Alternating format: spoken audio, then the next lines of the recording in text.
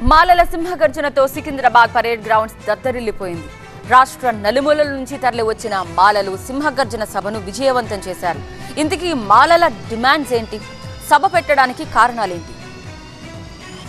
MLA Vivek Venkataswamy పిలుపుతో మాలలు పెద్ద ఎత్తున కదిలారు. సికింద్రాబాద్ పెరేడ్ గ్రౌండ్ లో జరిగిన మాలల సింహగర్జనకు తెలంగాణ నలుమూలల నుంచి పెద్ద ఎత్తున తరలి వచ్చారు మాలలు. రాష్ట్ర వ్యాప్తంగా 300 బస్సులు, వందల సంఖ్యలో కార్లతో సింహగర్జనకు వచ్చారు. ఒక్క జగిత్యాల జిల్లాలోనే 150 బస్సుల్లో జనం రాగా, ఇటు ఖమ్మం, వరంగల్ తో పాటు ఏపీ నుంచి కూడా పదుల సంఖ్యలో బస్సులు పెరేడ్ గ్రౌండ్ కు వచ్చాయి. ఇక దాదాపుగా 200 మంది అతిథులు సభకొచ్చి మాలలను ఉద్దేశించి మాట్లాడారు. వారి హక్కుల గురించి ప్రస్తావించారు. పలువురు ఎమ్మెల్యేలు, ప్రభుత్వ పెద్దలు కూడా సభకు హాజరయ్యారు. మాలల సింహగర్జన సభ హక్కుల కోసం నిర్వహించింది మాత్రమే అన్నారు పలువురు నేతలు.